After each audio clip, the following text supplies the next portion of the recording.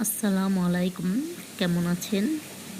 আশা করি সকলেই ভালো আছেন। আলহামদুলিল্লাহ আমিও ভালো আছি।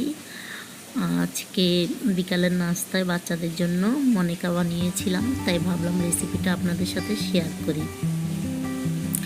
তাহলে চলুন শুরু করা যাক। আমি গুড় নিয়েছি, সাথে চিনি নিয়েছি। আপনাদের ইচ্ছা, আপনারা চিনিও নিতে পারেন বা গুড় দিয়েও বানাতে পারেন। একটু পানি দিয়ে আমি একটা শিরাটা তৈরি করে নিচ্ছি। শিরাটা তৈরি হয়ে গেছে।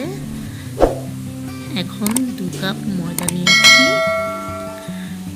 1 কাপ সুজি নিয়েছি, পরিমাণ মতো লবণ দিয়ে নিয়েছি, 1 কাপ পরিমাণ তেল দিয়েছি। আপনার ইচ্ছা করলে ঘি দিতে পারবেন। তারপর মিক্সড করে নিয়েছি। এখন এটার মধ্যে দিয়ে দিব শিরাটা। আমি শিরাটা দিয়ে ভালোভাবে মেখে নিয়েছি। ডোটা দেখুন একটু শক্ত করে নিয়েছি, সফট হওয়া যাবে না, ডোটা শক্ত হতে হবে। কিছুক্ষণের জন্য এটাকে আমি ঢেকে রাখবো। 10 মিনিট পরে চলে আসলাম। এখন এটাকে আমি রুটির মতো বেলে নিব, একটু মোটা করে। আমি একটু মোটা করে রুটির মতো বেলে নিয়েছি। এখন এটাকে আমি ছোট ছোট টুকরো টুকরো করে কেটে নিব। রুটিটা কিন্তু একটু মোটা হতে হবে, আর ডোটা কিন্তু অবশ্যই শক্ত হতে হবে, বেশি সফট করা যাবে না। দেখুন আমি কেটে নিয়েছি। এখন এগুলোকে আমি ভেজে নেব। দেখছেন,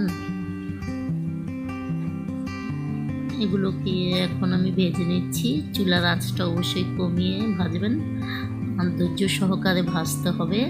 কারণ যদি চুলাটা বাড়িয়ে দেন তাহলে পুড়ে যাবে, ভেতরটা দিয়ে কাঁচা রয়ে যাবে। তাই চুলার আঁচটা কমিয়ে ধৈর্য সহকারে ভাজবেন।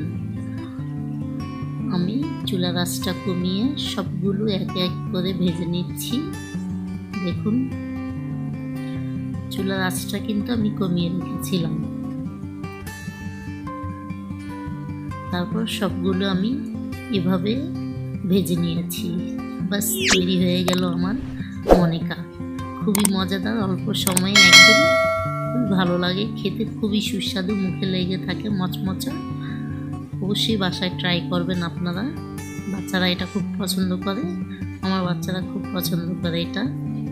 আর যদি আমার ভিডিওটা ভালো লাগে অবশ্যই একটি লাইক কমেন্ট করে দিবেন, আমার চ্যানেলটা সাবস্ক্রাইব করে দিবেন। দেখা হচ্ছে পরবর্তী ভিডিও। আল্লাহ হাফিজ।